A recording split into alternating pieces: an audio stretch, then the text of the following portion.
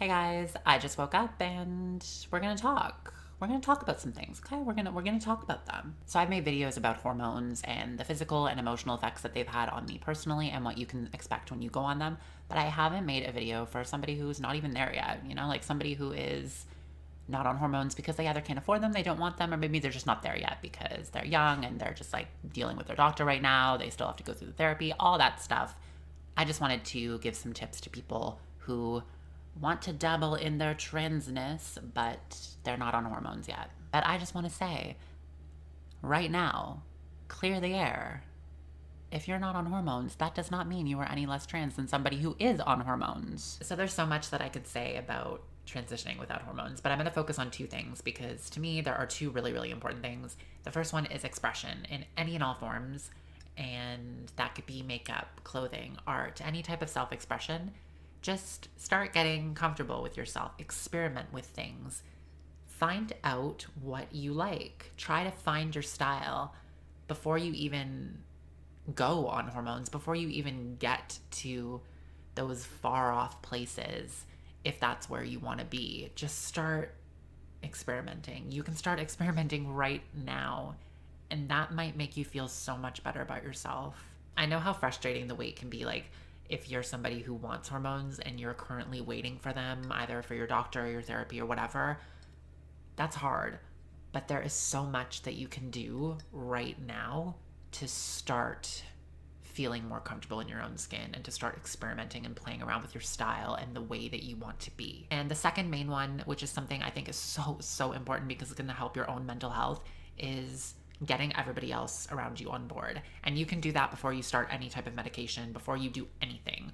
You can kind of have these conversations with your close friends, your family, anybody that you feel really comfortable with, and just tell them what's going on, being like, listen, I am having these feelings and I'm going to transition, and I would really appreciate it if you address me with these pronouns or this name. Like, maybe you have a name in mind, and if you have a name in mind, let them know, let your close friends know, let your family know, because then they can start addressing you that way, and you can adjust, they can adjust, because don't forget, it is an adjustment on both ends. Like, I know it sucks when your mom or your dad uses the wrong pronouns or the wrong name, but that happened to me, and like, yes, it hurts, but also at the same time, like, you have to understand that it is an adjustment for them, and as long as they're not doing it maliciously, as long as you can see that they're actually trying, try not to let it get to you, because it is an adjustment on both sides. But yeah, that's a really, really, really big part, is just getting everybody else on board, like the important people in your life. I'm not saying you need to tell everybody, and maybe you don't feel comfortable telling your family, but if there is even just one person that you feel comfortable talking to about this,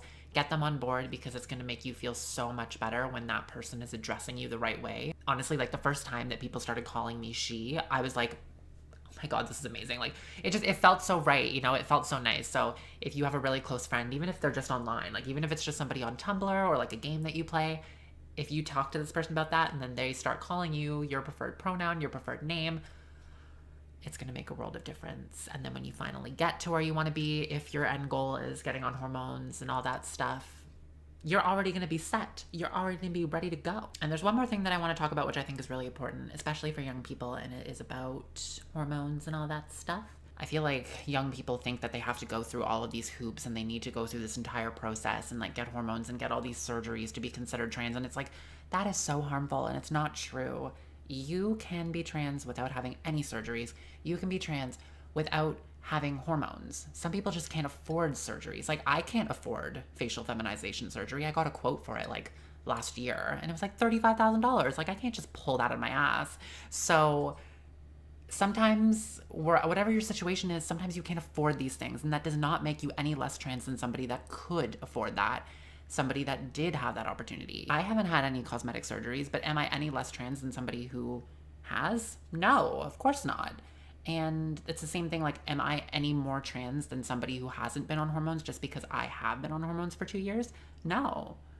And maybe there's somebody that's just starting hormones and they've been on hormones for 3 months. Oh, but I've been on hormones for 2 years. Am I any more trans? No. Everybody, no. The answer is no.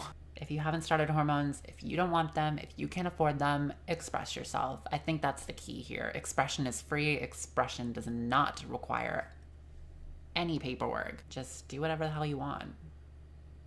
And don't let anybody tell you that you're not trans enough because you haven't had enough surgeries or you're not on hormones. Tell those people to shut up, honestly.